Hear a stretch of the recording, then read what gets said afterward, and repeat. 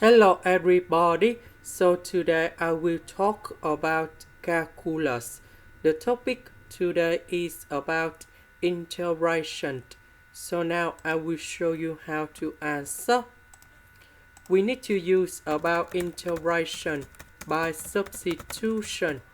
So I will put about u equals to this one.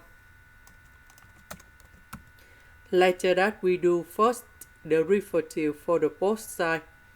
First derivative of s squared, we have to ask. First derivative of number 1, this is about the constant. So you got about 0. This one we change by u. To ask the s we change by the u.